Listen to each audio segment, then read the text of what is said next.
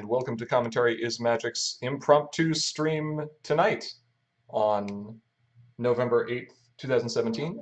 I am, as always, Grandpa's. I'm EBugle. I'm not here right now. Our cat says he's not here right now.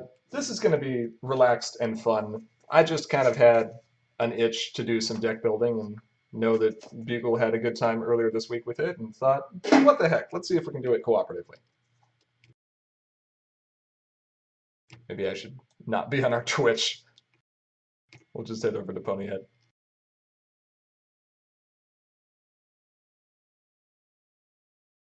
So, Bugle, do you have any particular inspiration for deck building this evening? Inspiration. Okay, I mean, maybe. like, because we had a new card spoiled, or two new cards spoiled this week that might have caused some thinking. Maybe. It is certainly possible. There were a few. One of them, I believe you even got to see at the very end of your stream, right? Yeah, I got to make a fool of myself in front of Rob again.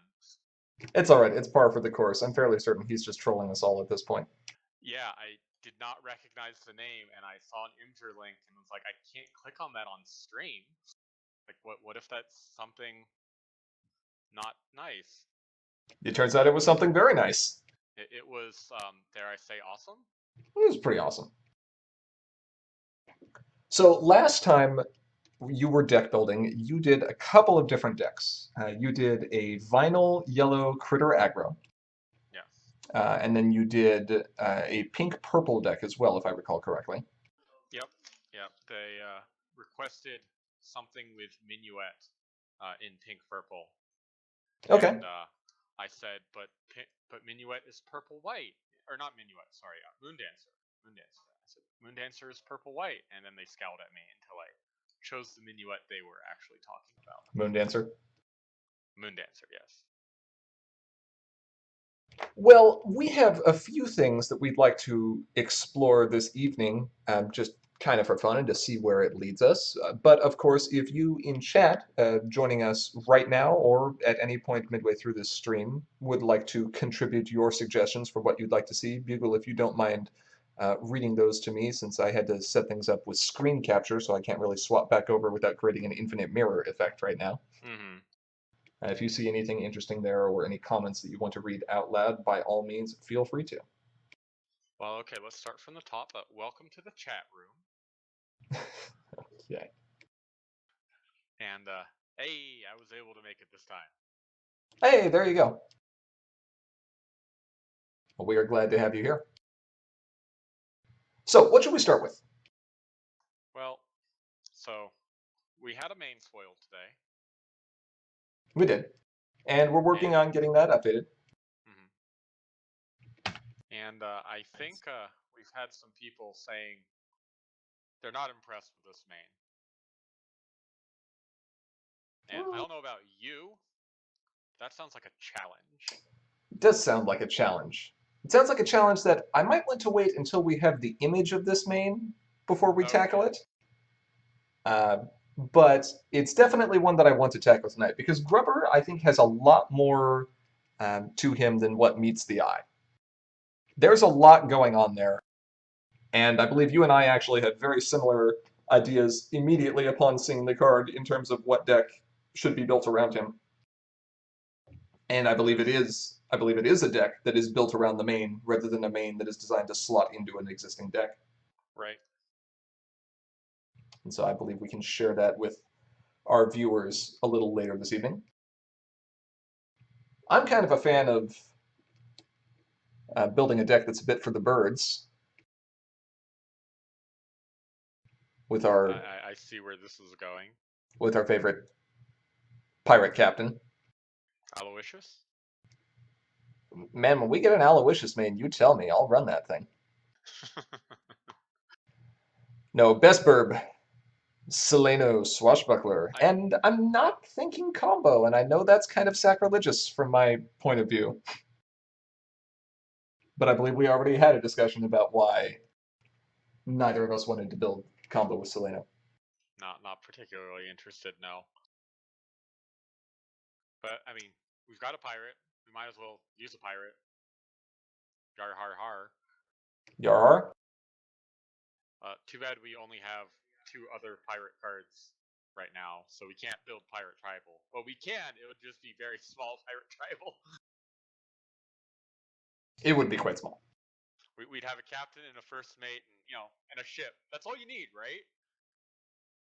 Yes.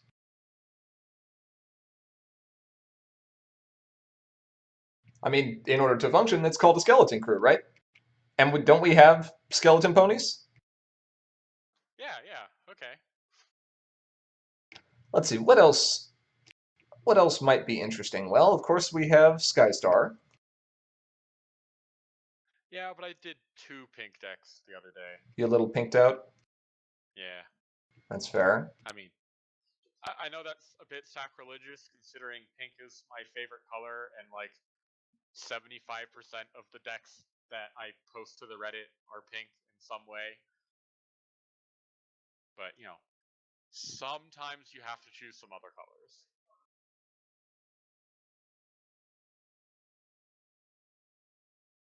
Well, I am just fine exploring a couple of our options. I think some of the pieces that we got in the transform cycle might also be interesting to look at. The transforms and the entry cycle, in conjunction with some older mains, might allow us to do some cool things like Wonderbolt. And kind of thinking about her. I'm on a blue kick recently. I guess you could say I'm feeling kind of blue. Abadi abadai. Now listen up, because here's the story. About a girl? No, about a little guy who lives in a blue world. So apparently I'm facing the wrong way from the mic. I don't know how that's possible, considering the mic is attached to my head. Maybe something with audio capture on my end. But it seems fine here. Anyway, Bugle, go ahead and choose. What are we starting with while we're waiting on to see if we can get Grubber working? Apparently they say I'm sounding a bit muted. Okay, so not Grubber. But I chose Grubber, so you're making me choose what to do while waiting for the thing I chose? Actually, hold on. I think I can get Grubber working. I'm going to check something here.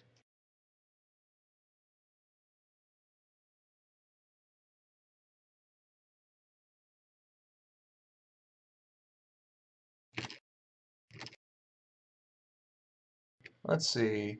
Let's see if this helps.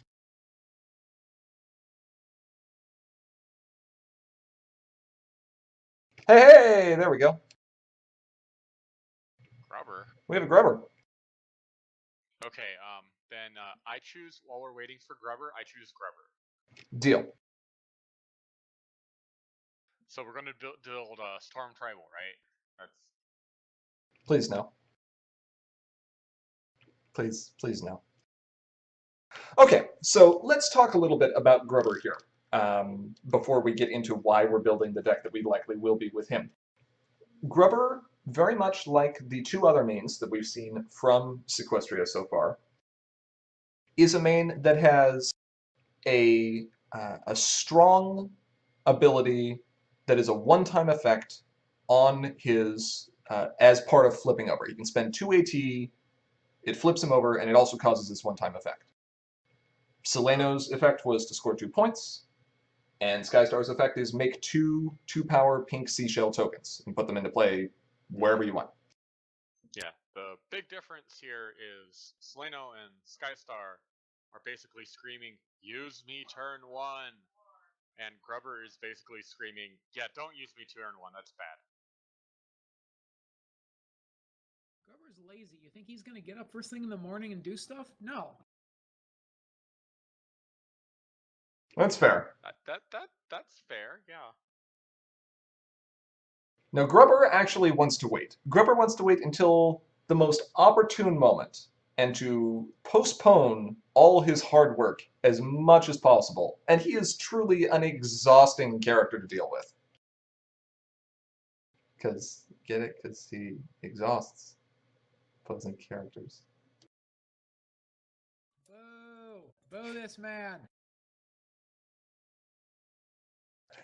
Do I have to respond at all? No, you don't. It's fine. You Okay, can good. ignore it. So Grubber is similar to those mains in that his flip condition is very easy to meet anytime we need to, but very different in that because Grubber's flip effect is so powerful when the opponent has had a chance to build up their board state, we actually want to wait to flip Grubber as late as possible. In the meantime, we want to try to use other control methods to slow down the opponent so that Grubber's mass exhaustion and then prevention of readying for a turn will have the maximum impact. Wait, are you saying we want to build an orange control deck? I am saying we want to build an orange control deck. And it doesn't necessarily have to be mono orange. You know what? You know what's a good one rec orange card What? that you might want to use while building up your team? Is it the thing right next to Grubber? Is it Farm Former? I was gonna say Factory Jack. I mean, sure, Factory Jack's good, but then we're going into purple. And tell me, Bugle, why would we choose to go into purple with Grubber, other than the fact that orange purple is already really good? Hold on, let me check the manual. Manual, let's see. Reading the manual? Read the manual. Nope, not coming up in orange here. Okay, let me switch to purple.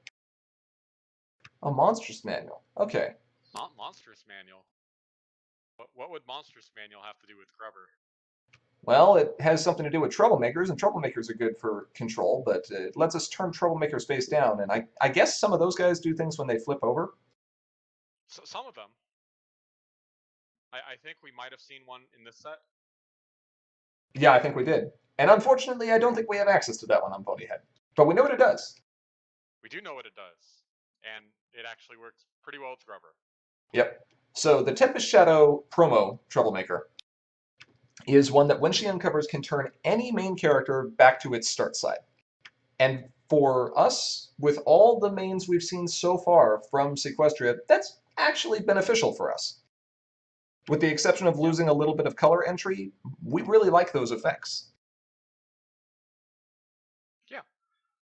So imagine if we were in a two-color combination that could offset the high AT cost of flipping our main by paying 2 and also paying 2 to keep Tempest Shadow turned over.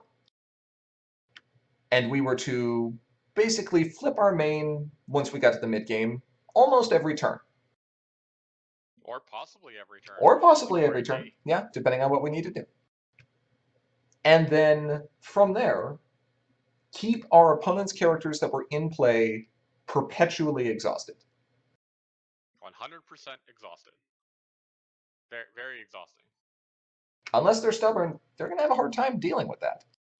Now, of course, there is the threat of what should we do about new characters or new friends that our opponent might want to play. Oh, I know. You know. Yeah. I studied for this. Yep. I had a huge study session about this. So, in the color combination of orange and purple, we are generously gifted 2 cards. Grubber, who will exhaust every character who is in play, and Study Session, which will exhaust every character that enters play for our opponents. Meaning, if we set this up properly and our opponent doesn't have answers, they're never having a ready character. Well, no one ever runs resource removal. Well, they might start. We'll see. For now, I think that's the basic core. So should we start putting the core pieces of this deck together and see what we can fill in from there? Yeah. Those 3 cards are the logical starting point. Okay. And I think since we're in those colors, Factory Jack is a very logical inclusion. I agree. Which also, to me, likely means that we will be running Trading Traditions as our starting problem. Okay, so let's get down and get some factory organizer in there. We'll see about Doctor Hooves and Limestone later. But for now, we definitely want some AT Gen. And I think we should also consider running Paper Twilight. Paper Twi? Yep, I think that's good. And then let's use a proxy for our Troublemaker, since we don't quite have access to Tempest yet. Let's run Rainbow Grinch. Dash Total Grinch, who has the same stats. And you know what another good control Troublemaker is? Nightmare Moon. I mean, yes. Nightmare Moon is good. And we should probably run Nightmare Moon. We've got Monstrous Manual. Nightmare Moon shenanigans are pretty strong. I was going to jokingly suggest a Nightmare Star. Like, ha, you can't exhaust your characters. Only I can exhaust your characters. That sounds hilarious. Okay, so we've got... I was going to say Changeling Mimics as the other Troublemaker. Yeah, Mimics. It's fair. Mimics is the back of... the foundation upon which all good control is built nowadays, unfortunately. Do we think 9 Troublemakers are enough? It's at least a good starting point. We might need more later. But 9 is... how about a Sneak Attack? Yeah, Sneak Attack sounds good. We want to find the Troublemaker. That we want for sure, so let's get at least one of those in there. We'll see how many more we want to go to. We'll want some resource removal, so let's get some special beam cannons, I'm thinking. You don't want Mysterious Disappearance? I do not want Mysterious Disappearance. Tell me, Bugle, why do I not want Mysterious Disappearance? Because you're running Study Session? Because I'm running anything that's a resource. Not just Study Session, we're running Monstrous Manual too. Yeah, we're running Monstrous Manual too. And you know what? Since we are a resource-based control deck, and we have one orange rec, and we're not going to be playing, flipping our main for quite a while, maybe we should run that other card you talked about earlier. Oh, yes, that's true.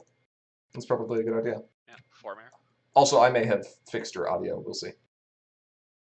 Has my audio been fixed? Chat. Hello.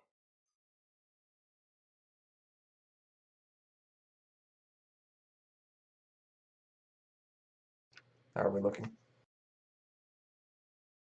That's 25 out of 45. 26 out of 45 if we're running the full 3 of. Okay. I don't know if this is a Catajack deck. It screams Catajack potential simply because we do have interdimensional portal. They are going to have a lot of friends. Well, they're going to have a lot of friends in play that they can't do terribly much with. I think the other thing I'd like to do would be to play POW Loyal Hinge Pony. Sure, helps protect our Trollmakers. Yep. Don't know if we need a full 3 of. Maybe just 2 for now. Just add 2 for now. Yeah. I don't know about the Catajack. It does seem good. Let's try 2 copies. I don't think we need the full 5. No, I'm fine with 2. So we should probably add some events to this deck. Yep. You think we want to go old school and go with some popping corns? We could go popping corn, or we could go bailout. Bailout is more useful against farmers. That's true. The question we have to ask is, do we think farmers are going to be able to accomplish much if their main character is perpetually exhausted? No. Same issue is true with the portal, or popping corn. Well, not necessarily, though, right? Because if we don't have a study session in play, and we need to hit multiple cards coming out of our opponent's hand all at once, then a popping corn is more useful. I'm not saying bailout isn't also good. I'll include a couple copies there, and we'll see what we can trim down over time. We might want the bailouts because when we farmers are going to be able to just get rid of our Tempest Shadow. I mean, if we don't have a POW. Well, I meant by playing an epic, and then POW won't save that. Ah, that's true.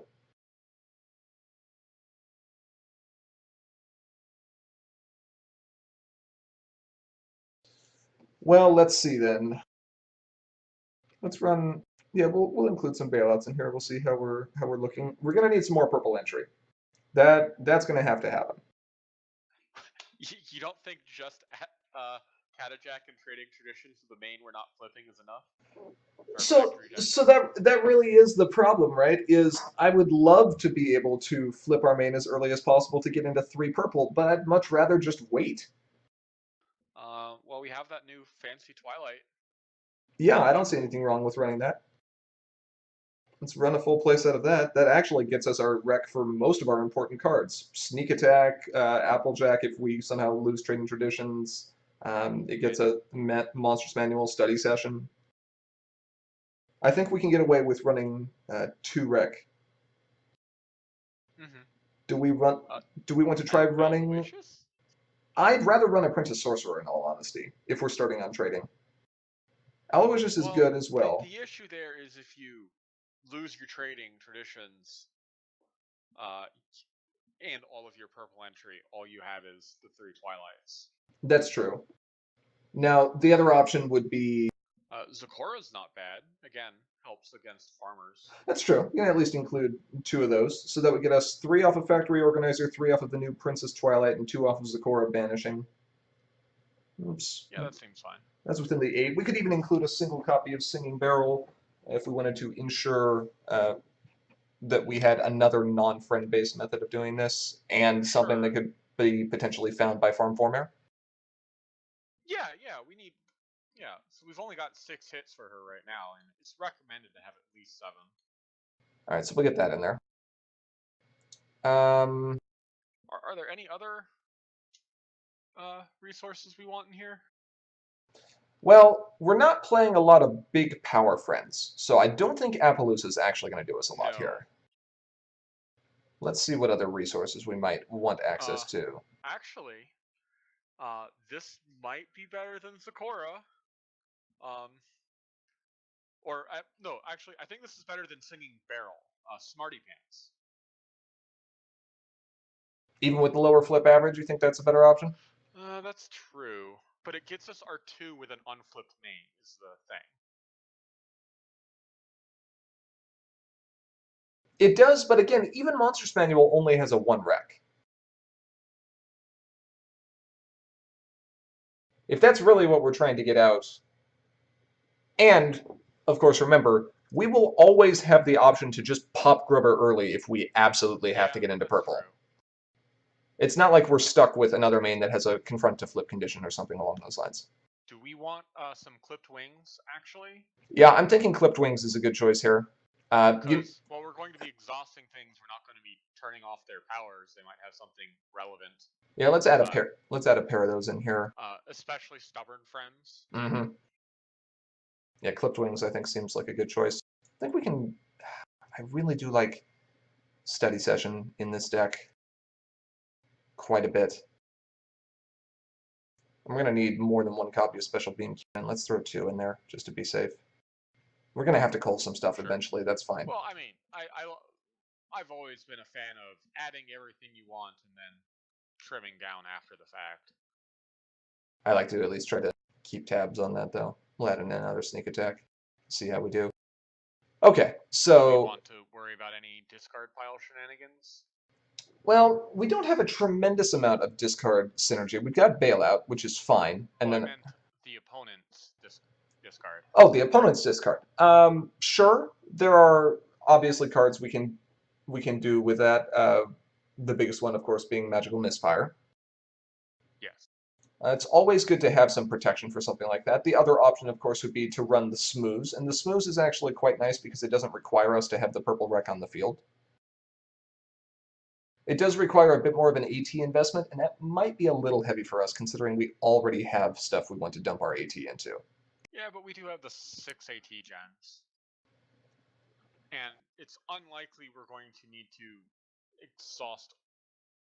It's unlikely we're going to need to exhaust all their characters and also get rid of the cards in their discard pile. That's true. It might be nice to have another body. I kind of like the Smooze a little bit more here.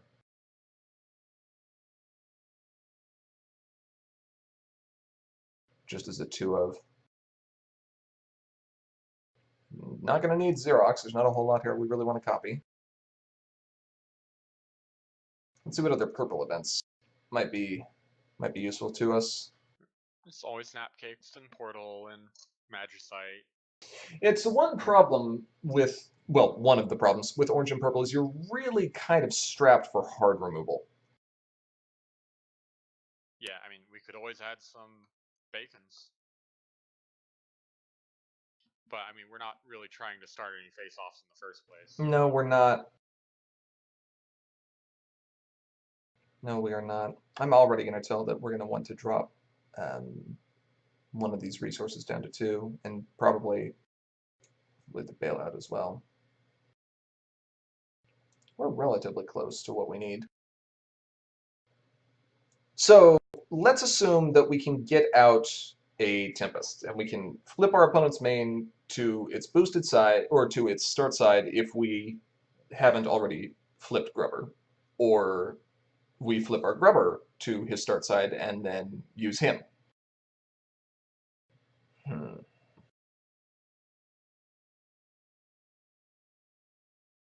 So we're using the Nightmare Moons, and we have no way to draw outside of Nightmare Moon. Are we going to be worried about just losing our hand? So the interesting thing here is that most of the cards that are going to form our control engine are not going to be things that we're going to need to keep in hand.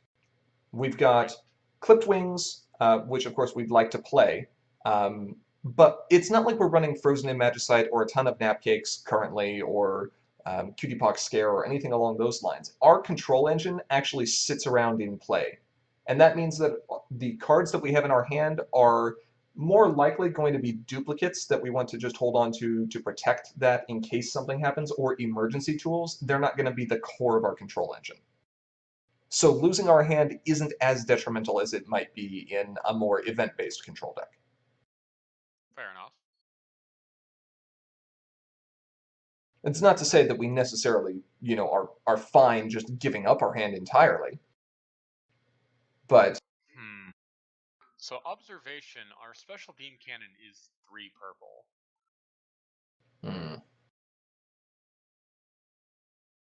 We could run Mare, but we don't have that many events.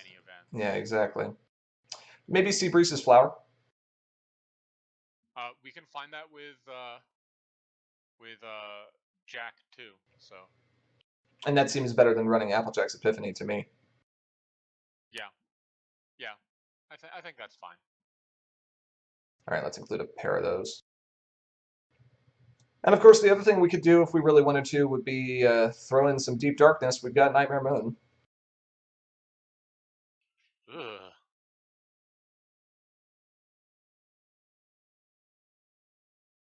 Although that becomes less valuable if we're planning on reusing Nightmare Moon turn after turn after turn.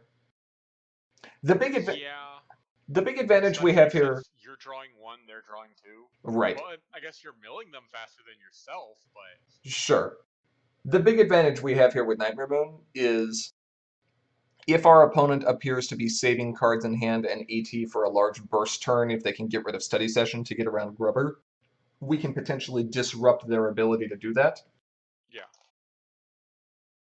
And so to prevent them from drawing cards to get to that point, I mean, it would prevent them from drawing as quickly, so that's an option, but again, I'm not totally sold on it. How is this deck winning, by the way? I think you're just basically confronting. We've got So we're at 47. Are we cutting the 2 Captain Jacks? I want to cut 1. I think we can cut 1. And I think I want to cut. I think I might want to cut a Study Session. Just 1. Oh, we do have the 3 Meticulous. We do have the 3 Meticulous, and the other thing as well is the only type of deck that is really going to be well-positioned to play around the Grubber thing is an aggressive aggro deck that likes playing cards from hand rather than using existing cards in play.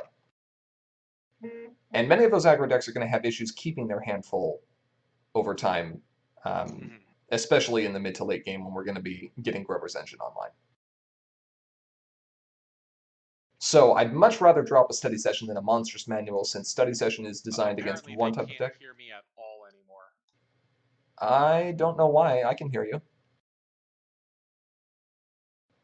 Can anyone hear him now? Try talking, Bugle. Hello. Yeah, I guess I do actually have to say stuff for them to be able to tell if they can hear me. Cursed can hear me. DT Amnesiac can hear me. Omnipotent Raspberry cannot hear me. Navy Tiger 2 can barely hear me. That's curious. You would think it would be consistent. Cosplanime says I'm still quiet. Echo Sangan says he's not insignificantly quieter.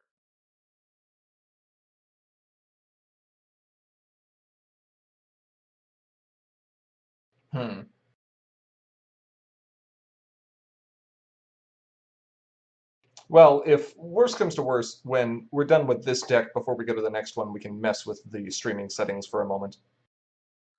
Cursed says now he's wearing headphones and I am pretty quiet. So wait a minute. He's backed up and changed his mind. Well, I guess, sure, let's finish this and then we'll see if we can solve this issue, whatever it is. Sure.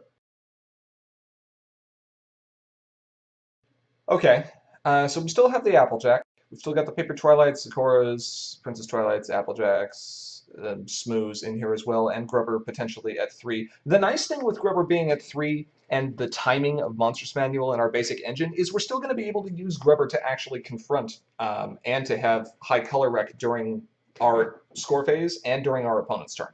Mm-hmm. So we will have a main character who is capable of confronting problems in the mid to late game. I think really what we just want to try to do is to keep things locked down.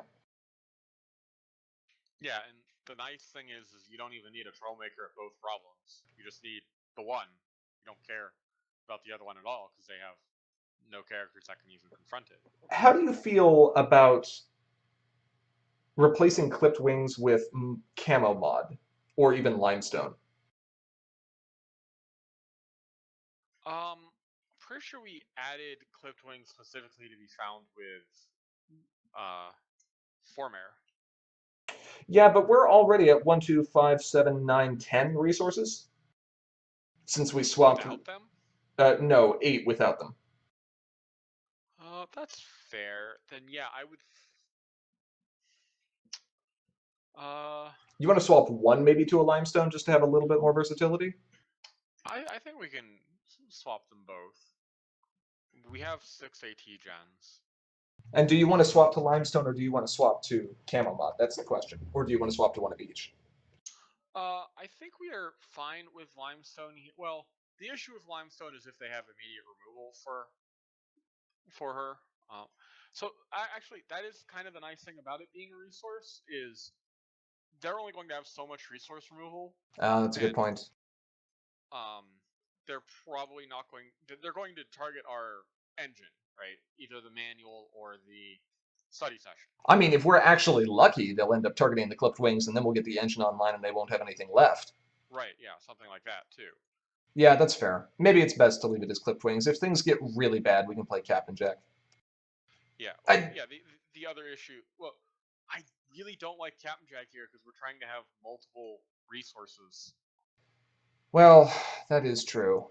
But I guess having one as an emergency button is fine. I mean, losing a Clipped Wings when we play a Captain Jack isn't that big of a deal because we're basically giving the opponent the choice to keep the one friend who has an ability in play or to keep anything else they have as far as a friend goes. And then the only other resources that we care about would be Monstrous Manual Study Session, and we can easily choose to keep a Study Session and then just play another Monstrous Manual. We've got 3 of those. I do kind of want to consider adding...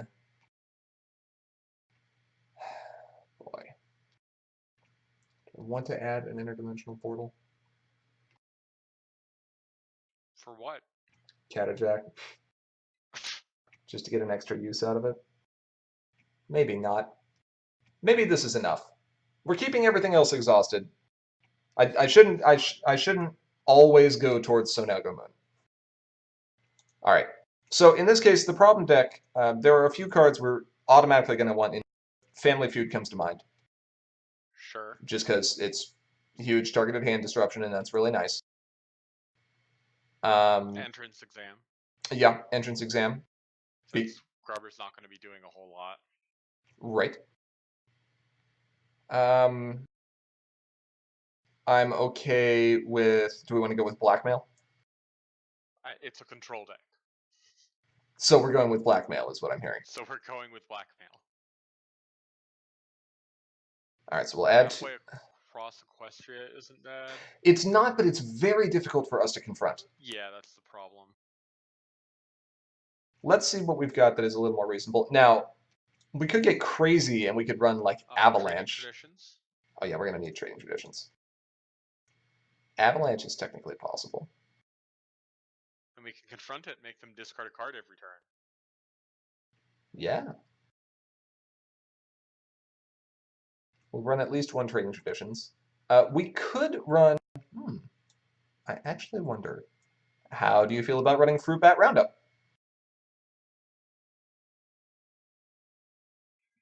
We have 6 AT gens. I think it's more likely to hurt us than our opponent. Okay.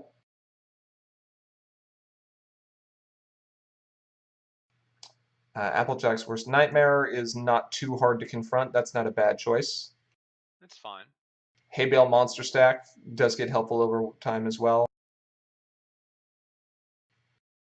I'd rather lean heavier on the orange rather than the purple, if at all possible. Oh, flooding at Sweet Apple Acres is pretty solid. We have high power troublemakers, and you drop a troublemaker to Sweet Apple Acres, and they have difficulty beating that troublemaker. Can't move or play characters. That's a problem. Yeah, that's true. That's not bad. They'd only be able to get a few characters in play. And it's pretty easy for us to confront. That's true. That's not bad. Would you want to run 2 of those? There are a few other options if you're going that. running 2 of those. I'm trying to see if there's anything else I'd really want to go for. Entrance exam, or not entrance exam, but Equalist Propaganda is also not a bad choice. And that is confrontable by a lot. Maybe over Applejack's Nightmare? Yeah, I think that's a better choice. The only thing that our exhaustion is going to be affecting is going to be Paper Twilight, and we don't really care about that. You don't want your 0 power friends to be stubborn? I suppose POW as well, but yeah. Traitor, no, not really. Spell Showdown, no. Trouble with Trixie, no. Hysterical Recreation, it's a little high on purple. You don't want Rock versus Throne? I don't. I actually do like flooding at Sweet Apple Acres as compared to running a purple, not purple problem, simply because we also can make use of the 2 smooths that are here in the deck. Whereas we can't necessarily do that or we can't be guaranteed to have the other half. The other nice thing about it is, like, if they have 2 characters there and we don't have a study session, right? They could try to play things there, but they can't because they have 2 characters there. So to even try to confront that, they would have to move their characters home, then play characters there. Yeah, that's very true. I think it's actually pretty good in this deck. That's fair. Okay, so we've got 2 pieces of resource removal, which is a little light, but we have some ways of being able to find them. We've got an extra option of getting into purple with Singing Barrel. We've got a suite of 9 troublemakers, 6 of which are great to flip back and forth, and Changeling Mimics, which can definitely help us stall for time.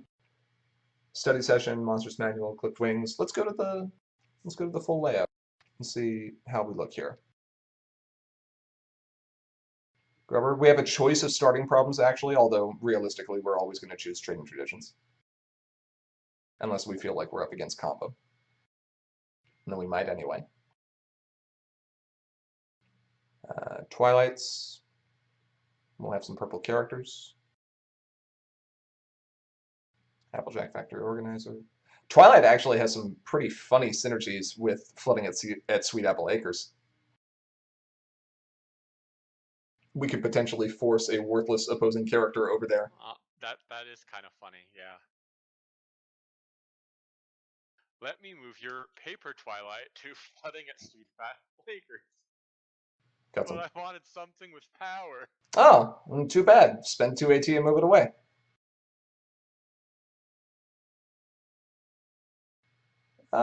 Yeah, this seems pretty solid. I think it's at least the best chance of being able to make the engine between Nightmare Moon and Tempest Shadow and Monstrous Manual work well. Right, yeah. I do want to say, however, that I think it's very flavorful that Tempest, the Shadow, and Grubber work very well together. You got to pair those two together. They work well in playing off each other in the movie, and they work well playing off each other in the card game. So well done, flavor win. Oh. Okay, so do we have any comments from chat before we fix the stream? Omnipotent Raspberry says no Tempest room, but okay, they're telling the Raspberry that it's a placeholder for a Tempest. Right, correct. Rainbow Dash Shuttle Dungeons says suggestion: Luna is best princess. Correction: Rob is best princess.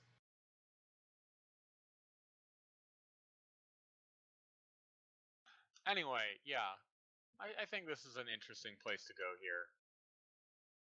It's a neat, different style of control. It's got some similar tools, but they're being used in some slightly different ways. The Monstrous Manual Nightmare Moon thing is, nothing new, but being able to do this with our main over and over again, with Grubber's boost being as good as it is, that's quite strong. Cursed says, time to dust off the rest in pieces, I guess. Yeah, go find your Monstrous Manuals. Amnesiac has asked if we have ever made a deck for the blue Doctor Who's main. I have toyed around with it and have left unsatisfied every time. How about you? I made a deck in playtesting once, and that was fun. It wasn't like top tier or anything, but it was fun. I preferred Twilight. Well, sure. Paradox Pony does silly things. Paradox Pony is a combo main. Anyway, I think this sounds like a good time to pause while you try and figure out audio. Yes, let us pause for a moment, and then we will return shortly. We may have audio still going, but we'll just stop the stream for a moment. So we'll be right back. Well, how are they going to know if they can hear me if you turn off the stream? Well, I suppose that's fair. All right, I will just turn off video. Oh, hold on. Let's try this. Maybe I can just boost the desktop audio. Do we want to try that? Hello, can anybody hear? Can anybody hear Bugle now? Hello, I am talking, and there are words that are coming out of my mouth into the microphone, which should be entering your ears. Cosplanime says, turn up desktop audio. I did. Now they're saying Bugle's loud now. Too loud? Am I too loud, or should I be Fluttershy?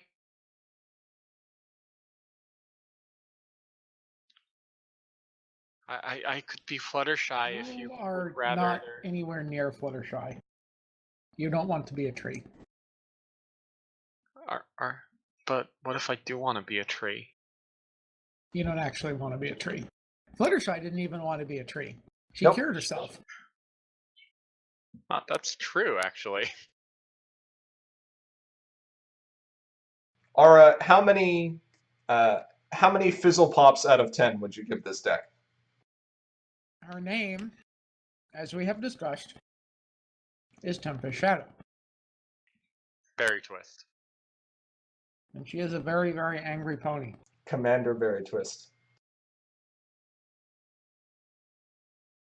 So, I think the only reason Aura doesn't like Tempest's true name is because he doesn't want to say that Twist is best pony. Twist is worst pony. I think we can all agree on this. But Berry Twist is Twist. Yes, cards that refer to twist by name can in fact refer to buried, or cards that refer to, yes, twist by name can in fact refer to berry twist. We'll have to Okay. get the rules updated. Audio looks good. Are we okay? What's the general consensus? Bugle, talk more. Um, it looks like people are okay. Problem fixed. Yada yada yada. All right. Next Has deck. Twist even been in the show in the last 2 seasons? She shows up every once in a while. Much to my chagrin.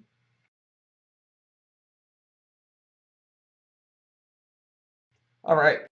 Let's do some other stuff. That was a good one. Oh, actually, you know what? Let me go back and let's save that deck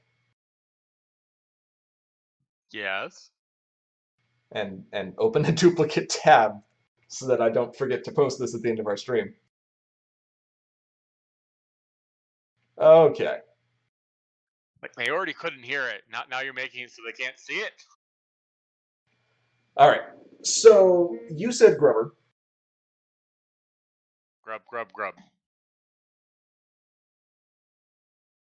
I The infinity. say I want to do Burb. I say the bird is the word. Aloysius.deck. Got it. Okay. We're gonna do some Seleno shenanigans. No Aloysius? No Aloysiuses. But no Aloysius. Best Owl. So says the card. I don't know. Forest Owl would like to have a word with him. The card is Aloysius. The card lies. Oh. I mean, Aloysius is pretty good. DT is asking Princess Rob, when are we getting an Aloysius main?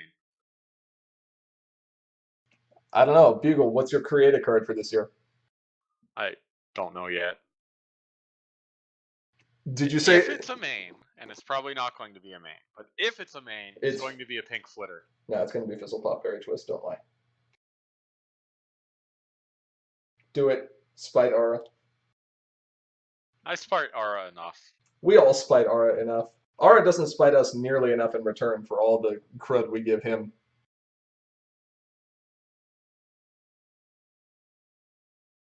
All right. I want to do stuff with Seleno. Are you okay with allowing me to do this? Yeah, sure. Okay. So let's briefly discuss what's kind of fun about Seleno compared to other blue mains. Honestly, not much. Most other blue mains are going to provide better effects over the course of the game than what Seleno is going to give us. There are, of course, a few exceptions. Fastball Special isn't particularly attractive, and neither is Mistress of the Night. But just about every other blue main is going to be more impactful by itself in the long run. What Seleno does do for us is allow us to kickstart the game by guaranteeing that on our turn 2, no matter if we went first or second, no matter what the opponent does, we are scoring scoring 2 points and gaining 3 action tokens per turn. Well, we scored 2 points turn 1. Right, we scored 2 points turn 1. We are at 2 points, and we are gaining 3 action tokens per turn. Yeah. And this is if our opponent also had Seleno, we have 4 AT to work with on turn 2. That's crazy.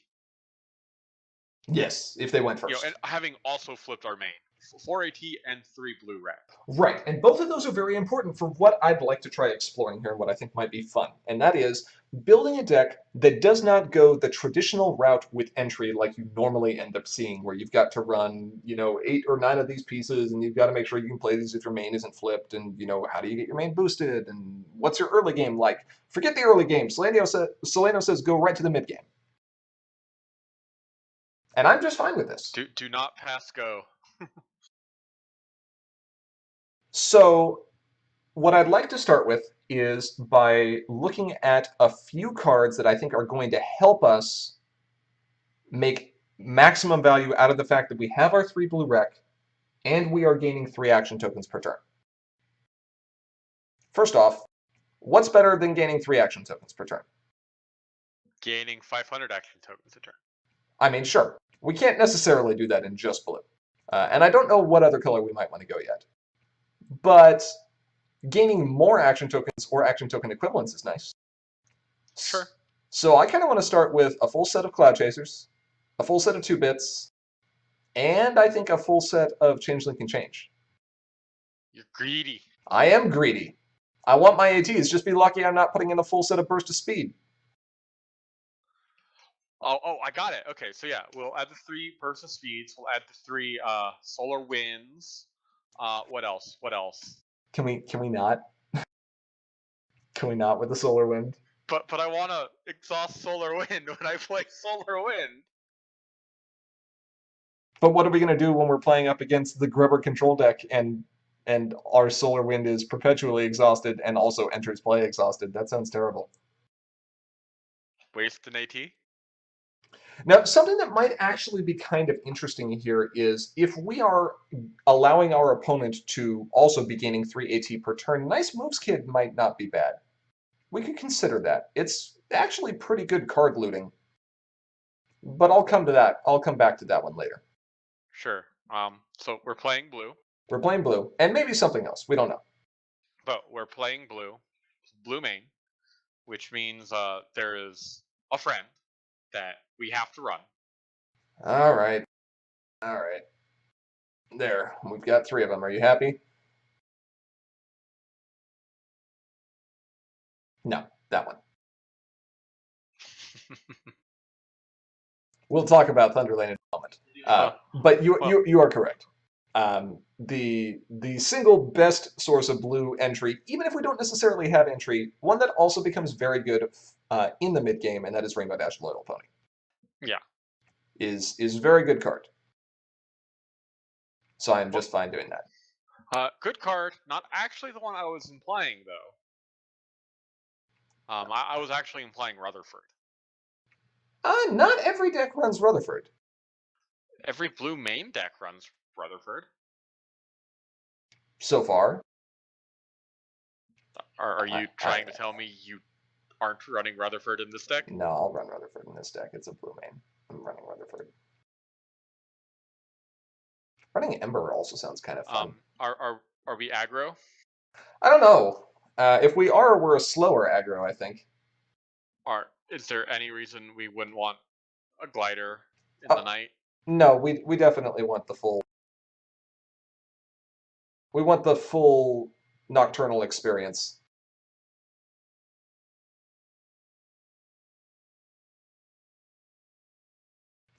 Okay. Yep, that one.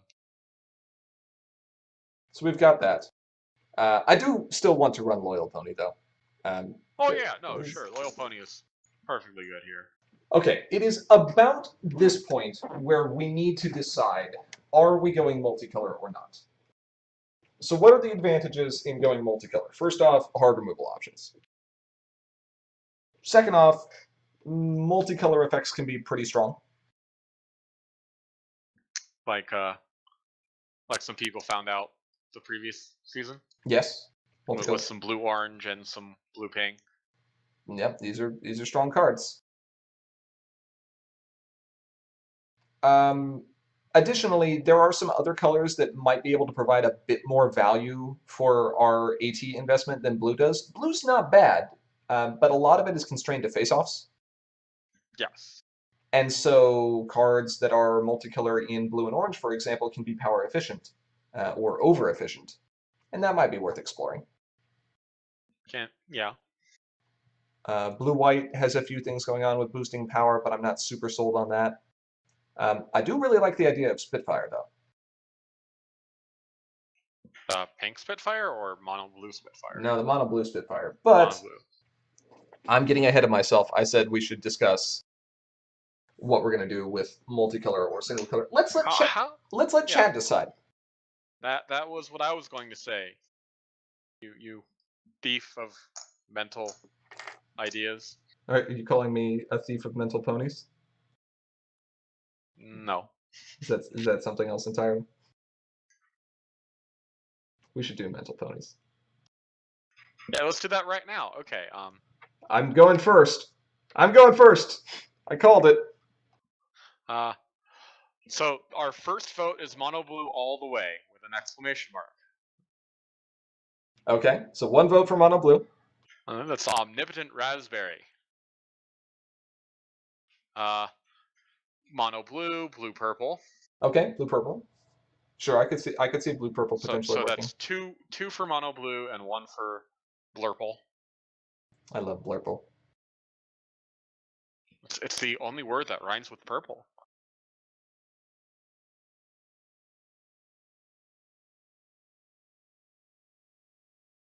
Anyone else? Speak now or forever hold your peace. Now speak now or forever hold your rest in pieces. Forever hold your combo piece. Going once. Godot is apparently voting for Nurple, which I don't see how that works. It's Night Glider purple. Ah, Nightglider purple. Cursed is voting for Abstention. Sounds like we've got more for mono blue. Let's go that way. And Living Silver is voting for yellow question mark. Okay, so we have 2 for mono blue, 1 for blue purple, 1 for nurple, and 1 for yellow question mark. Yes. No blue. We just take out all these blue cards and just do yellow. We can do that next. I'm fine with going mono blue. I'm fine with mono blue stupid. I jokingly call it mono blue stupid just because blue is a perfectly fine aggro color. You lose a lot by keeping it mono blue, but it also means that you remove one of the biggest hazards of going multicolor, which is what happens if you don't get your entry and half your deck isn't usable. Mono blue stupid just pretty much becomes, I'm going to windmill slam the top card of my deck. Okay, so we want some 3-cost cards. Yeah. So should we look at, hold on, I know, let's go to the Royal Archive. Let's showcase the use of some of these tools. Sure. So, Royal Archive, we're looking for a friend that is in blue. That is blue, yes. This will pop up multicolors unless you remove all non-blue cards. That's probably fine. And we'll look for a friend that has a cost greater than or equal to 3. And see what we've got. And a rec 3 or less? Let's start the rec at least 3, actually. Okay. 3 or more. The rec at least 3? Yeah, because what we're talking about doing is a friend that we can play on turn 2 after we flipped our main. Okay, fair enough. We don't need a rec with 2 or less. Seleno's flipping immediately. I mean, there are some that are worth possibly considering, Oh, sure. But we can find those after the fact. Right now, let's look for our big bombs. Let's look for the big fun pieces to play. Okay. Okay, Dr. Hooves. No. More Dr. Hooves. Stop it. Oh, there was Holly Dash, right? Holly Dash only has a 2 rec. She's only 2 rec. Yeah. Okay, let's set it at 2 at least. We'll adjust the rec down to 2 because we do miss some good things that way. Okay, that's a little better. Finish line, Holly Dash. Holly Dash isn't bad, so that's an option for consideration. We can play those Holly Dash turn 2 with the 2 bits. That's all right. Not bad. That's not bad. We'll include one of each of those, and we'll see how we do. Sure. Weather Leader is a no. Unblinking, no. Winged Wonder. Winged Wonder is a good card. It is. Not really a card you want to play turn 2. No, it's not. And it's also not a card that I'm sure you want to run in this deck where you're mostly running high-value friends, just because that might be overcommitting to a problem. But, we can test it. We can see. Rainbow Blaze, Rainbow Dash. None of these are particularly interesting. AK Yearling's not bad. I am a fan of AK Yearling. I don't know that she's appropriate in this particular deck. We'll toss a copy in there just because. Bulk Biceps. All muscles, fine. Used to be good. Good enough to be a promo. Comet Tail is kind of fun. You can do Comet Tail, man. Comet Tail. Comet Tail's I like Comet Tail. Comet Tail is a perfectly fine card. In fact, I like Comet Tail so much, I'm gonna put a copy of him in here, and we're gonna see. Okay. It's got professional heroine, daring do. Yeah, that's a good TM buster. Those are always nice to have. Crystallized, nope, we're going mono blue, so that's not happening. You don't want to exhaust a friend and pay 2 to move a friend? I'd rather not. I don't want to run Relay Racer, don't want to run Lightning Dust, who is a combo card. No, Celestia, no. Shining Armor, no. Tank, no. Rainbow Dash, no. We have better options. Twilight Discord is no. Alright, now we get to some EO stuff, so now we have to look a little closer. Man. You don't want Sonic Rainboom? Come on. No. Move this card to a problem, exhaust it to frighten another friend there. With Chaos, flip, move one of your characters. Ara, if you're still here, what do we know about Chaos flips, move one of your characters? Mandatory. He's not here. Ah. The answer is about the same as what ends up happening with Mysterious Disappearance being flipped in a resource deck. It's mostly only awful for farm. It's not really a major issue for aggro. I mean, sure. I'm also not a huge fan of No, Chief I don't Thunderheads think we in want general. it in this deck. I like Best of the Best. Of the best, sir? Of the Bester. It's a lot of power in face-offs, and that can be nice since we are running 3 Night Gliders. Mm-hmm. Now, since we are getting 3 AT almost immediately, it might be better just to go with Spike, who can boost his power outside of a face-off, and it'll still last through that face-off. Sure, but he does cost 4. He does, that's true. And I don't believe he has competitive, but he has Swift. He does have Swift. I think I actually do just enjoy playing Spike more. We do have those 2 bitses, and changelings can changeify. Yep, I think I like Spike more. Changetude. Bulk Biceps Humming Bro is probably what the other Bulk Biceps should have been, but that's okay. He does cost 4, so again, same issue. But I mean, we are running effectively 6 2-bits in this deck. Like, it's not going to be that hard to play a 4-cost friend. Don't forget 6-2, right? 6 2-bits and 3 Cloud Chasers as well. Yeah. Spitfire I also like. Spitfire, being able to divide power is incredibly useful. It's not something that you really think about unless you know to think about it. But the difference between, say, the Spike, what is it, Spike Dream Big? Or is that the Troublemaker? What's the orange one? Crystal Hero? You know the one I'm talking about. The 3/3/3? The, which one? I'll get it here. I'll find it. Not knowing the name of the card. Oh, the Spike, Statuesque. Yes, that's it. Where is it here? There it is. Spike Statuesque. On paper, Spike Statuesque and Spitfire Wing Leader are providing you effectively the same benefit, which is 6 power for 3 AT. Spitfire's benefit, of course, 3/3/3, yeah. For 3/3/3. Spitfire's benefit, of course, is that the tokens are going to last a little bit longer, but more importantly, you're able to divide that power in many more ways than what you can do with Spike, where you just get a single burst of 6 power, and it must be at one location. So that's... Then again, they can't Rutherford your Spike that turn if you have an Appaloosa. So, I mean, yeah, it's trade-offs. Zap isn't bad. I do like Zap. I think at this point I'm done with Royal Archive. I'll just scroll down from here. There's not that many friends left. Zap is fine. Tank Vexing is not bad. I have never been a huge fan of him, but yeah, he's worth considering.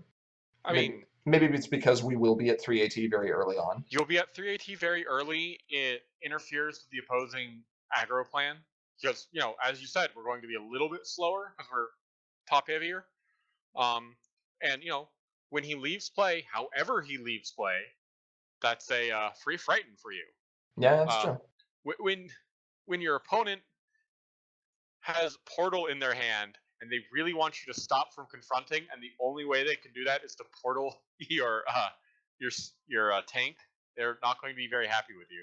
Yeah, that's true. Scootaloo, no. Shiny Armor, no. Thunderland is a terrible card. We don't need to run him. All right, we'll run one Thunderland.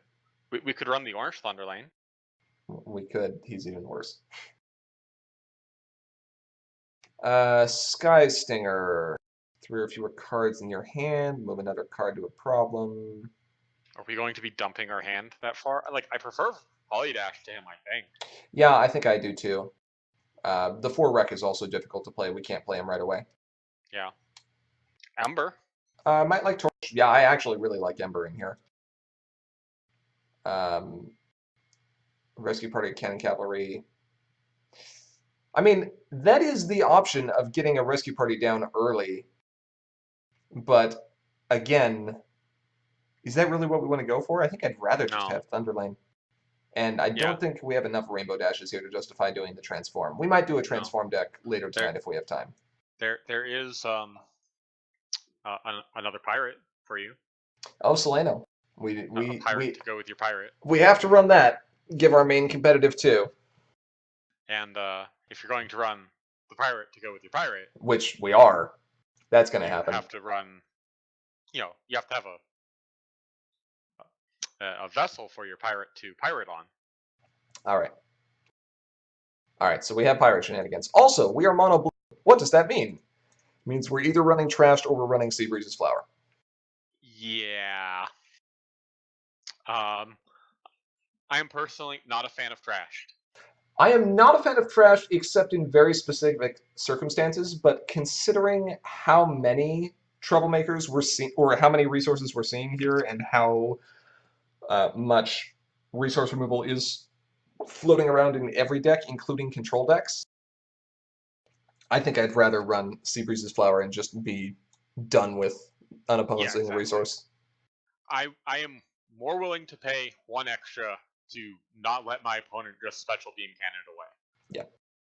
Yeah. Having Special Beam Cannoned many Trashes in my time and seeing my opponent's forlorn face, I don't want to be in that situation. Yep. All right, time to cull some cards here. Holidash, I'm fine leaving in. I think that's one we can continue to explore, especially since we're going to have Pirate Ship. Also because we're just... she is 2 Wreck, so we don't need to do anything fancy to play her very early. Our stuff is not going to be small and numerous. I don't like Winged Wonder. Yeah, I agree. We don't want Winged Wonder. AK Yearling is a fun card, but how much value are we actually getting out of it? I think it might be better if we had more discard pile shenanigans. Mm-hmm. So you want to drop that? Yeah. I'm also not a huge fan of bulk biceps. Would you rather run Humming Bro? I would rather run others, honestly. If we're getting free movement off of the pirate ship, I don't need free movement coming at the end of the turn. Okay, it is free if we have a Selena, yes. Right. Comet Tail, it probably needs to go. I'm okay. Yes, Cosplay Anime, there is a window to, not Special Beam Cannon, but Beavers or Mysterious Disappearance, the flower. Or Rest in But Pieces. if they had that, they would use that on your trash anyway, so the difference doesn't actually matter. Right, exactly. I'm fine with Rutherford. Nightglider, of course. Spike, I like. At least is 2. It's a method of being able... I mean, Spike is like... His subtitle is basically the motto of this deck. Dream big? Yeah, basically. Yeah. I'm actually not super sold on Spitfire. I do like Spitfire. It is a large boost of power. I feel like I would be foolish to not play Spitfire here. Bugle, what do you think? Should we keep going? I think I like Spitfire. Okay, we'll include at least 2 of those. Tank Shell Shock? I still like tank. We don't have very many removal options right now. We might we might replace tank with something else later, but while our removal options are this limited, I do not want to remove tank. Okay, that's fine. Let's talk about Zap. We've got Rutherford currently, tank, and maybe a torch as far as frighten effects go. It is power efficient, which is nice, but I don't think we're going to get as much value out of that as we could some of the other cards. I don't know. What do you think? Yeah, Zap is a fine card, but I don't think she's really amazing here. Yeah, I think we're going to be blowing our AT every turn, so her chaos is not going to help us very frequently. Yeah, I think we're trying to push the envelope as far as we can with the friends we have in play, and Zap unfortunately doesn't give us the ability to really do that. Thunderlane does. Sort of. I don't know. I've never heard of anyone doing anything useful with Thunderlane. Okay, so the bigger argument is, do we run Torch if we're also running Thunderlane and Spike Dream Big? Because that's filling up a lot of things, and Holy Dash at the 4 slot. I think we would cut the Torch, especially because Torch and Thunderlane are both 4 rec, and I don't want to be in a situation where we just are full of 4 rec cards in our hand. Uh-huh. And Rutherford. Rutherford is also 4 rec. Yeah. In this deck, though, I might actually... Well, Rutherford is hasty. That's such a huge benefit. But Torch also gets us repeatable frightening and forces the opponent to answer that threat, potentially drawing removal away from some of our other pieces.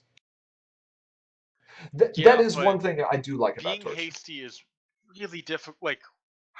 Unless we're adding Sopocli attack, we need a way to interfere with our opponent on their turn. Yeah, that's true. All right, we'll drop Torch for now.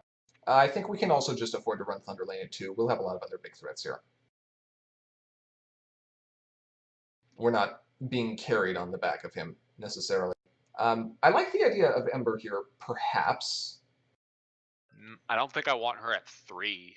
No, I also do not think I want her at 3. But I might like her at 2. Sure. Do we want to run Seleno at 3? I mean, I think if we're going whole hog here, on the pirate ship, it's got to happen. Yeah. Okay. Yeah. Okay. So then, things we need to consider number of copies of would be Spike, Spitfire, Tank, Holly Dash, Daring Do. Well, do we want to add any more events or anything? I suppose we probably should look at that. First off, are there any other blue resources that we really want to add here? We're not going to run one way. No. Oh, well, yes. Trot. I guess. It's not like I actually wanted to confront problems or anything. I actually also kind of like Buckball here, because Buckball is confrontable by a lot of cards in our deck. Buckball might actually be better than Trot here. Well, Trot gives us hard removal, or soft removal, additional soft removal. But I might run a 2-2 split. Okay. Just until we see where we're at.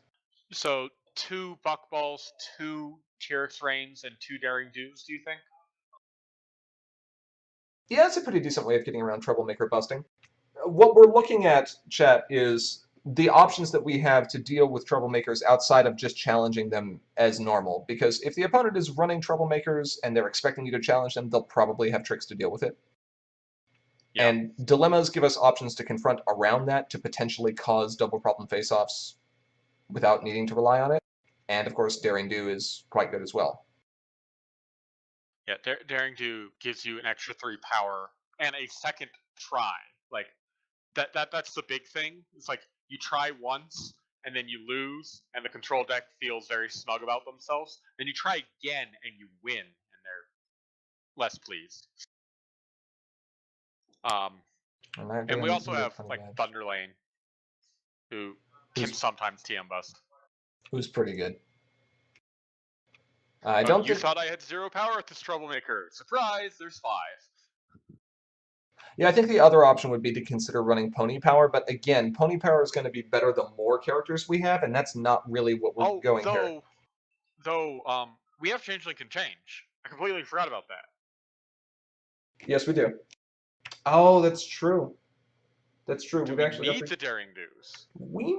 I might still run one, but would I even want to? So, the advantage to Daring Do is she gets around Mimics no matter what Mimics is calling.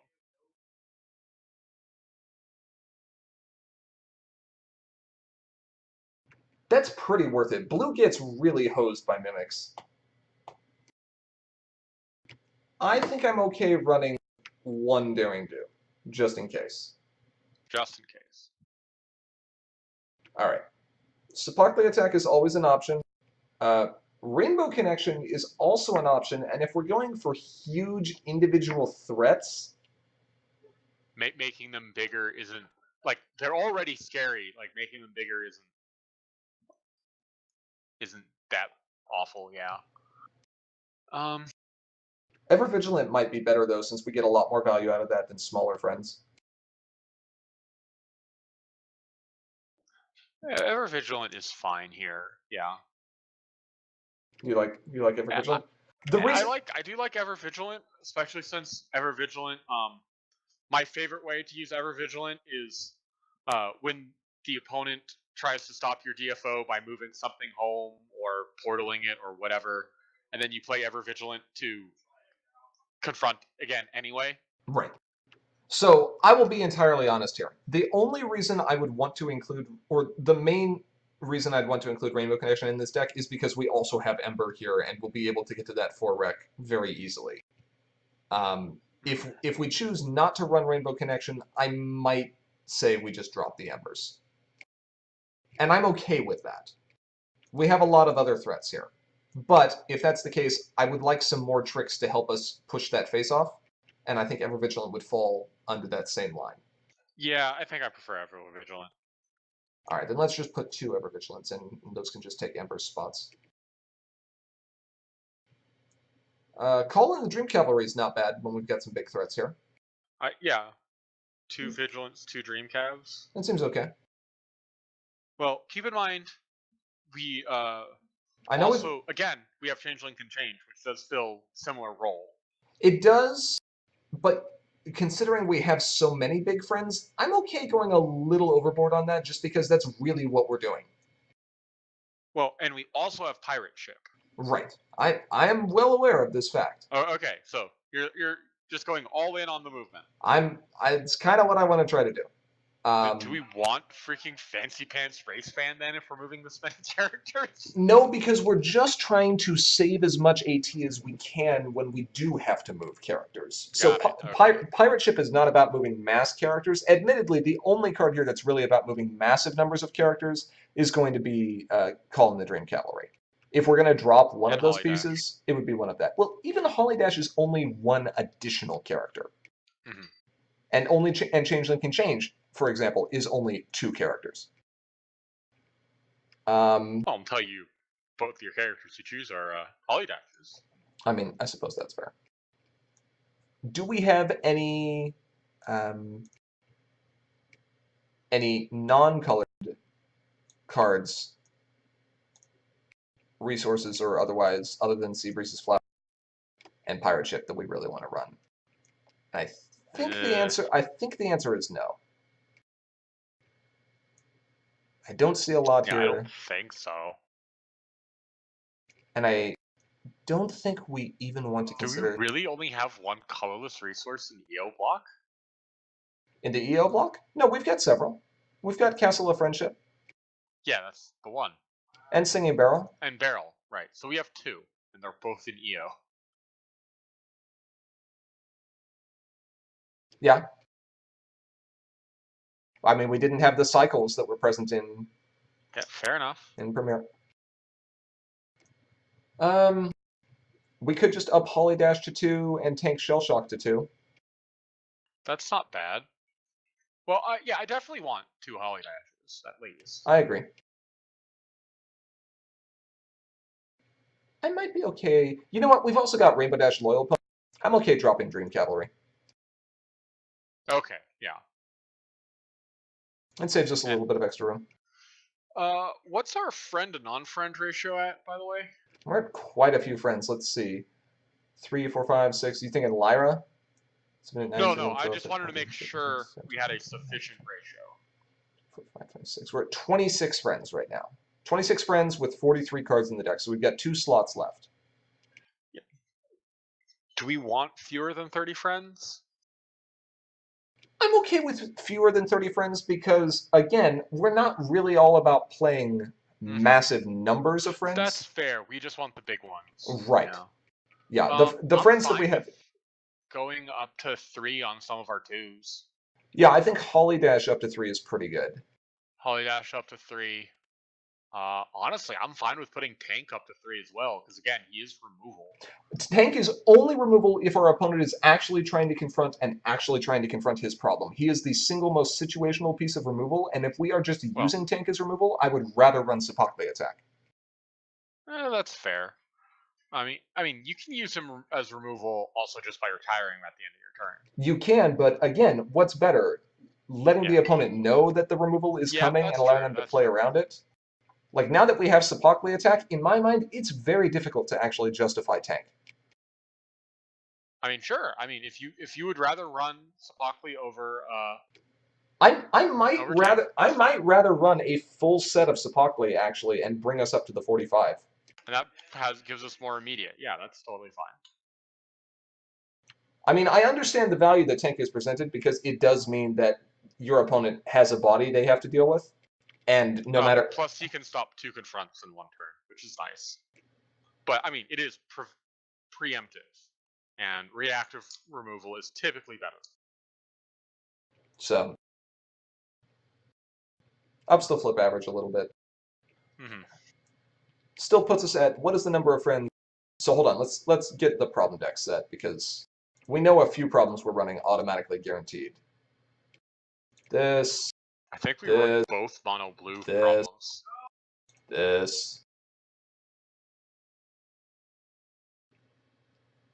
Do we want to keep the movement conga lining going with Halt Evildoers? No? What other mono blue options do we have? Well, we've got Ready to Fight, we've got To Griffinstone, we've got Guilty Until Proven Innocent. We've got Nightmare Night, What a Fright. Yeah, I do like I don't the know idea. that Halt Evildoers is going to do terribly much for us, because usually, like, we move Holly Dash there, and that already solves the problem. We move Thunderlane there, and that already solves the problem. Yeah, I might rather run 8-card pile up and then just try to find something to cut for a starting problem. Just because 2 bonus problems. What even starting problem do we use? I'm sure it's a second chance. The issue with a second chance is you can't confront that with your big guys on turn 2. Well, do you want to run Concerning Cutie Mark? It's either Concerning Cutie Mark or Locked Out? Counterintuitive as it seems. No, not Locked Out. The 4/6. Equalist? Yeah, Equalist. But I think Concerning Cutie Mark is better because we have a bunch of 3s. You know, we're not guaranteed to play a 4-power friend turn 2, but we're more or less guaranteed to play a 3-power friend turn 2. Well, we're more or less guaranteed to have a 3-power character on turn 2. We can confront Concerning Cutie Mark, barring our opponent messing with us, 100% of the time, regardless of what's in our hand. Yeah, we could even do stuff like play Pirate Ship, move Solano. That's fine. Yes. So which one of these do we want to cut then? Do we want to cut a Guilty? Or do we want to cut a Nightmare Knight? Or do we want to cut an 8-card? I would rather have Guilty over 8-card pile up. That's fair. I was trying to keep the 2 bonus as high as possible, but Guilty is 2 bonus. Right, that's why I was saying, do we want to cut a Nightmare Knight, which is a 1 bonus? I mean, yeah. But Nightmare Knight is going to be one of those problems that is absolutely confrontable by just a single character. Yeah, exactly. So I'm fine with keeping Nightmare at 2. Okay, let's see how many friends we're at here that we can play just off of the main being flipped. 3, 6, 7, 10, 12, 14, 17. Okay, that's not too bad. Let's take a look. We're flipping the main, so that's going to be 7 cards. So here's an example of how to use the hypergeometric calculator, since people have... Oh, Oh, come on, it's quick. Population size is referring to the total number of cards that we have in our deck. And because we are not named Skitter, we're running 45. The number of successes in population is the number of potential cards that we could draw into that's multiple copies of the same cards that would give us what we're looking for. And as we just counted, we have 17 friends that would do what we want. are we counting Cloud Chaser and the Rainbow Dash entry? Yes, I am counting both of those. The sample size is the number of cards that we would expect to have in our hand at the time that we need it. So in this case, this is our turn 2. So 7 is the minimum number we would have. That's assuming that we're going first. And the number of successes in sample is the number of cards we want to have that meet that requirement that we have set. In this case, having a rec of 3 or less. Yeah, so 1. Or Really, we just need 1. We'll be able to see more than that. And they're having a server error. So let's try a different set that does the same thing. Huzzah! It's fine. I have another hypergeometric probability calculator prepared for just such an occasion.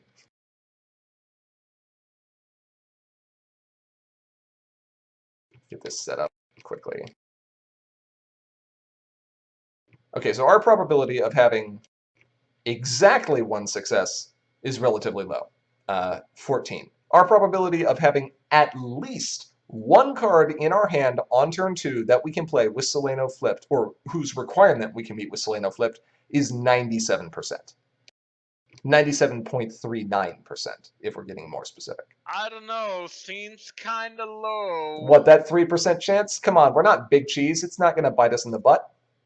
Didn't we just talk about consistency? We did just talk about consistency. A 97% consistency ratio is something I'm comfortable living with.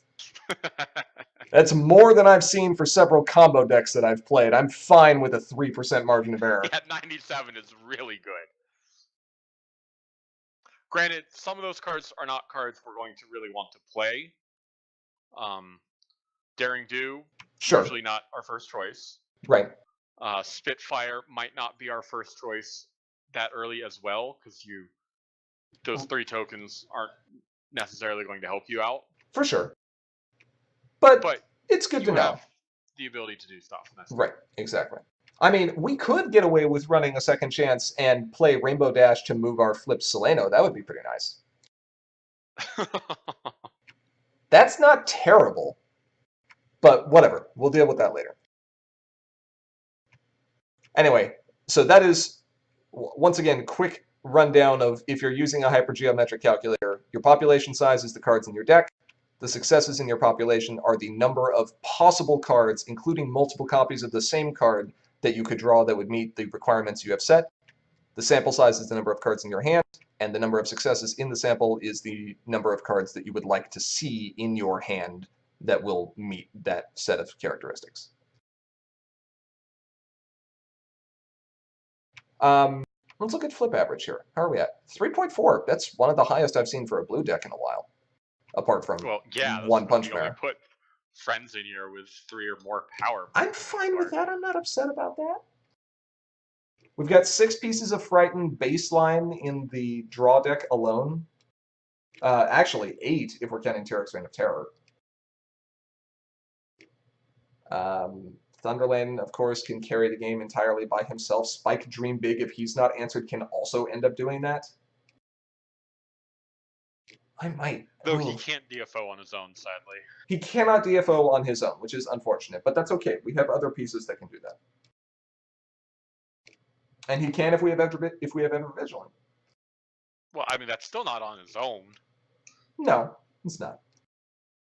And then our problem deck will be confrontable by our mono blue, and we still have a good number of 2 bonus problems. We've got 5 of them, so half of our deck is 2 bonus.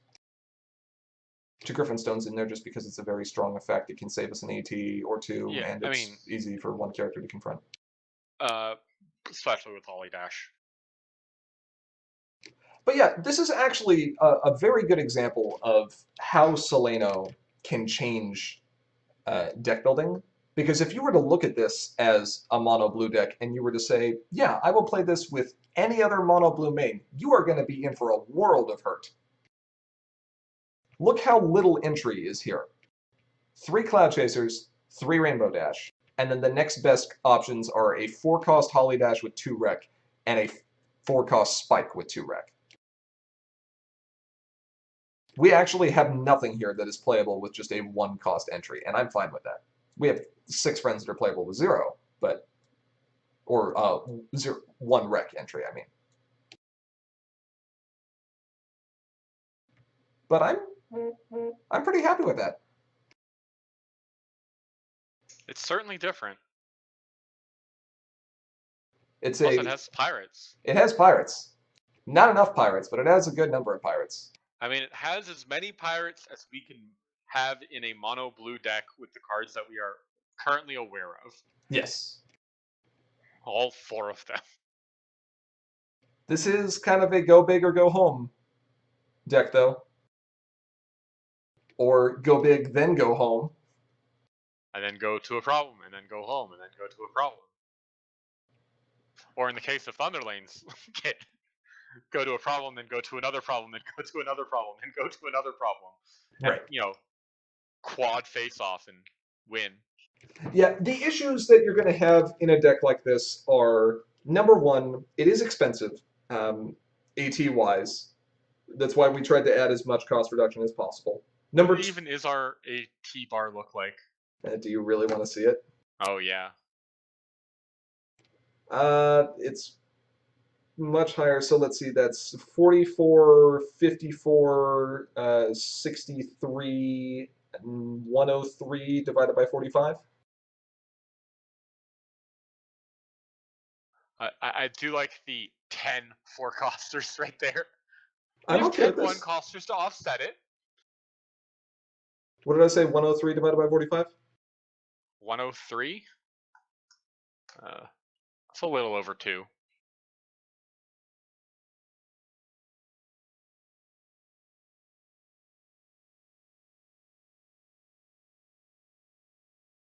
It's, yeah, about 2 1/4. Is that right? Let me make sure I got that right. It seems low. We have a lot of 2-cost, I understand that. That must be why. I mean, we have a lot of 2-cost, and we have as many 1-cost as we have 4-cost. Yeah, it's 103.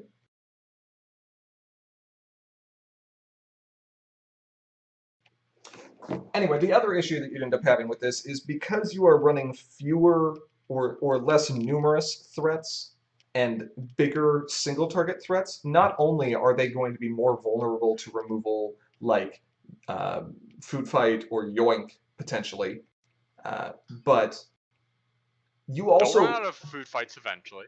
I mean, maybe. It depends on if they're running white or not. Man.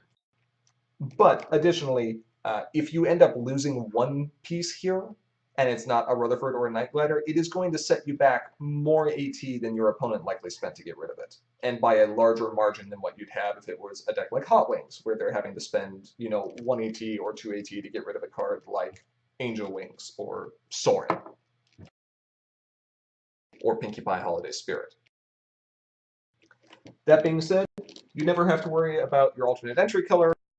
And if your opponent is not running substantial amounts of hard removal, or you can just kind of muscle through it, you will have a stupid good time. I think. I would. I mean, that's certainly better than a stupid bad time. Yeah, I can build a deck that'll give you a stupid bad time. I don't think anyone wants to see that, though. It's just called Coco Chrissy's. You'll end up with a migraine and you won't even win. I mean, you might. Depends on if your opponent concedes to just be done with the madness. I suppose that's true. Do we have anything that chat wants to see here? We may have time for one more if we can get to it quickly. I don't know. been quite a while, actually. And it's been about an hour and a half. If they have quick questions, I'm okay with answering that. Or deck building tips. Mm-hmm. Have we had any comments as we've been going through and building the deck? Not for a while.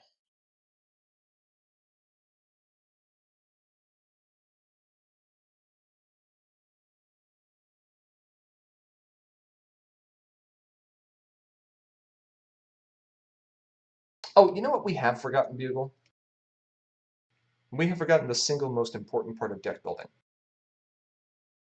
We haven't named these decks. Oh, no, we didn't.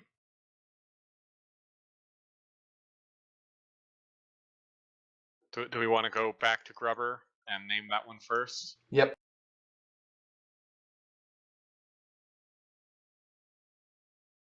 Hmm.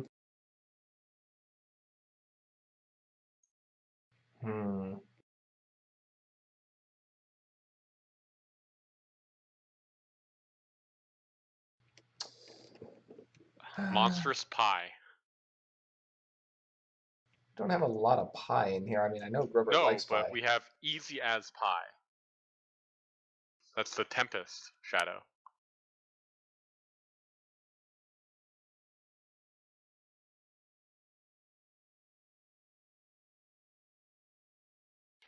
Grubber's Cookbook.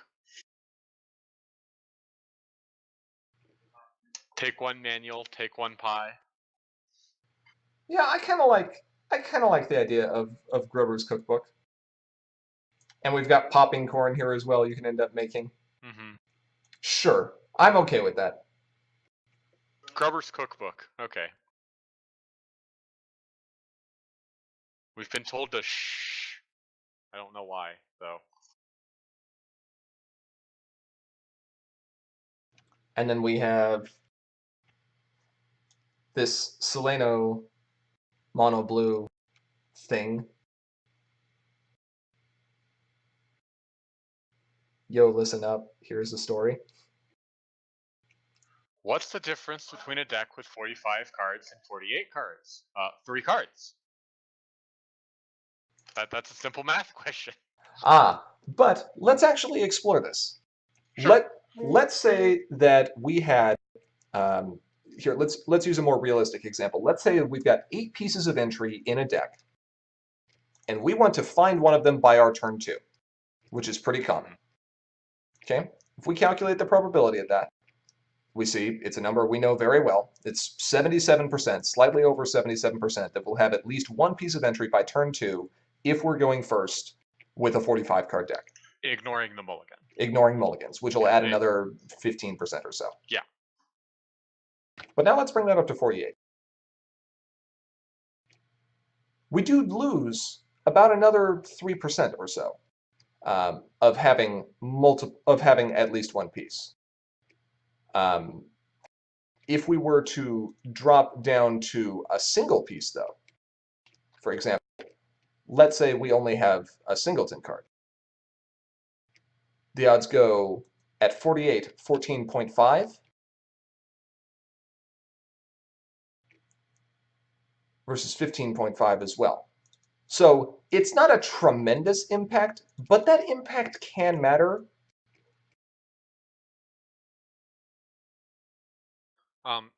Yeah, speaking of singletons and decks with more than 45 cards, like we saw how that impacted the finals at Gen Con this year.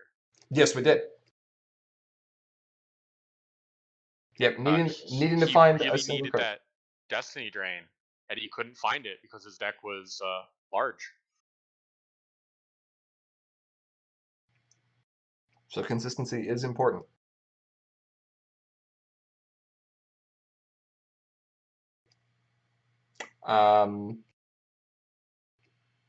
Anyway, back to the naming convention. Oh right, we need to name a pirate. Name a pirate. Bluebeard the Pirates. We don't have any beards here.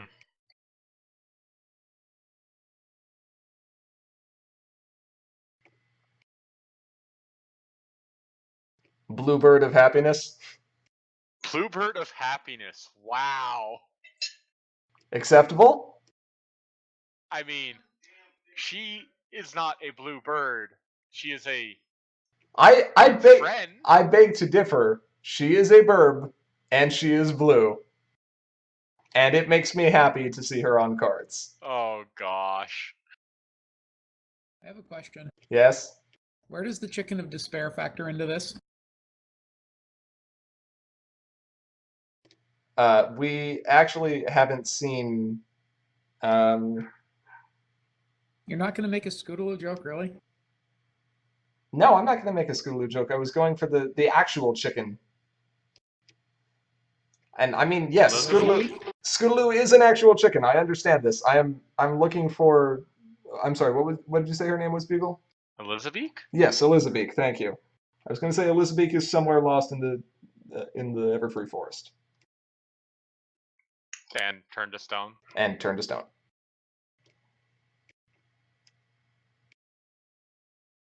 Something Pollywanna Cracker. No, I think Bluebird of Happiness is fine. It's going to be hard to beat. A mono blue deck with a bird main. It's going to be difficult to beat that. Actually, we have a lot of Pegasi here. Blue Pegasus of Happiness? No. I'm just saying, like, there are many blue burbs of happiness here. Oh, okay. So we need to take out all of the non-Pegasi. Right. Non-birds. So Hollydash just becomes Wildfire. Sure. Spike. Rutherford becomes Rutherford can stay. Rutherford can stay. Yak. Mono blue deck, no include Yak. Yak smash. Spike. Spike becomes best of the best. Yeah, exactly. And then we can do that. That is the true Bluebird of Happiness. Right now, I'm fine with Bluebird of Happiness for this, though. We'll just strap some wings to Rutherford. It's fine. It's fine. It's fine.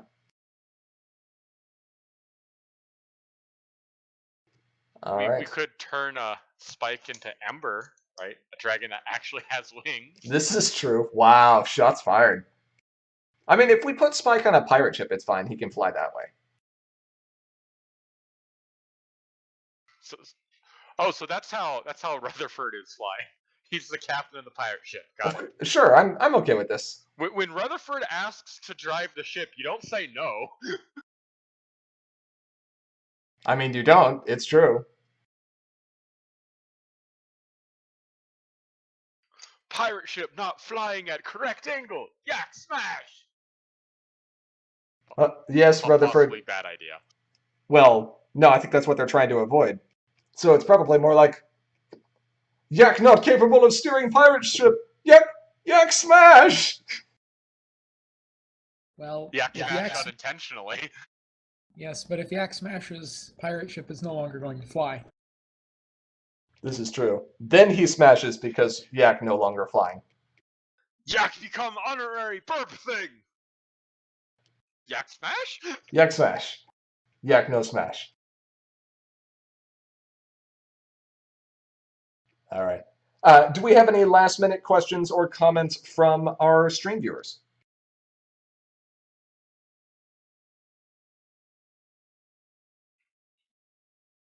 Do we have any last-minute spoilers from our princesses? I don't see him this time.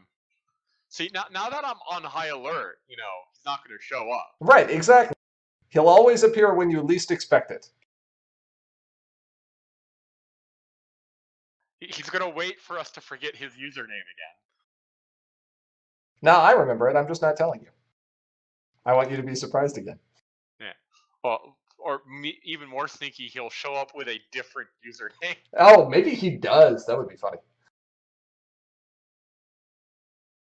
Lessons of Death.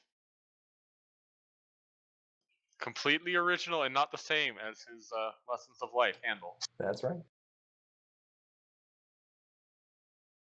With that, though, I think I'm content for this evening's worth of deck building. It was fun to use some Sequestria cards here. Mm-hmm. Okay, question. Worst set go? I mean... Crystal Games? Is it, or is it Counterlot Knights? Interlot Knights was fine. The limited environment was actually fun. Crystal Games was terrible in constructed and terrible in limited. I mean, this is true. Crystal and Games it also brought Magical Mailbox.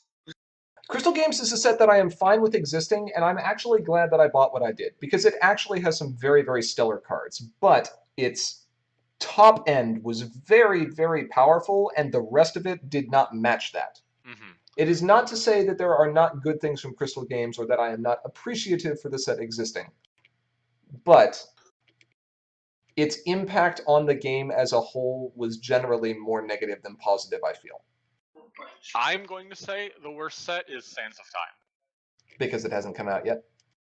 Because it hasn't come out yet. When it does, it will be just because we get Or Paradox maybe- Pony and I finally get to do all the things I want to do with her.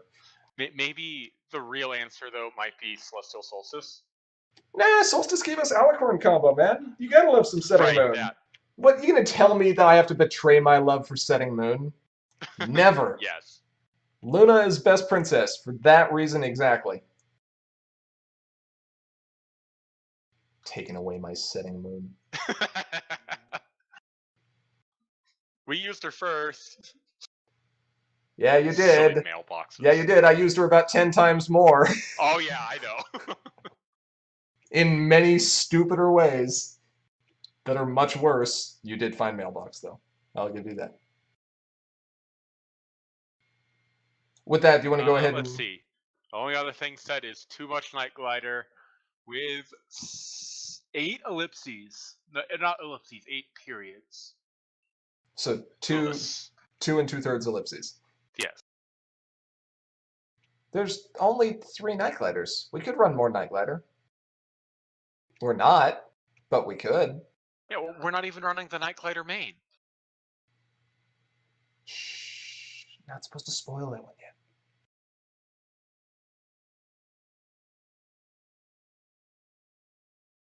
All right. Anyway. Well, I'm fine calling it a night here. Yeah, I think that's it. This was good fun though. Got to build a couple fun decks. And chat, if you like seeing something like this, you may enjoy something in the next few weeks here from all of us at Commentary is Magic. I think we're planning on doing a collaborative deck building event right around the time. We're doing it this weekend. Is that this weekend? Yes. No. Next. This weekend. Oh, this is the sealed. The Yes. sealed this weekend. Yes. Sealed this weekend. Next weekend. The weekend after this one, I believe we're doing the collaborative deck building, right? No, the weekend after this one is pre-release. Oh, so it will be once the set releases. Yes. Oh, okay. I'm fine with that then. We'll have all the cards available. Hey, chat. Or maybe we won't. Oh. Hey, chat. Who's looking forward to the Slogfest? Ara? What's the Slugfest, Grandpa's? The Slogfest is a wondrous, magical time of year when new sets are released, and every member of Commentary is Magic who feels like wasting, or not wasting, but spending an entire evening ruining their voice, goes card by card through the set and discusses it and then rates it. And then... Meticulous Talks limited themselves to 90 seconds per card. Yeah, we don't do that. We don't do that. We're hardcore. We're calling you out, Cursed Chords. I believe last time we almost pushed 5 hours. I believe it was 4.5. It may have been 3.5. Shortcuts. That was with us taking shortcuts. We had a lot to talk about, though. But we also had more people. Yeah, I think we had like 7. Clear this time we need to have like 15. Please no. All of us giving all of our opinions and rating every card. Please no. Anyway, we will see you all live Sunday at 7 p.m. as we're going to be covering some sealed deck building tips and also doing some practice for constructing limited decks. I think we've got some sample... Not with Sequestria. Not with Sequestria. but doing some sample deck building. I believe we have a few limited sealed pools to look at. It should be a good time. Until then, everybody, thank you for joining us this evening. I am, as always, Grandpaws. I'm EBugle. I'm still not here.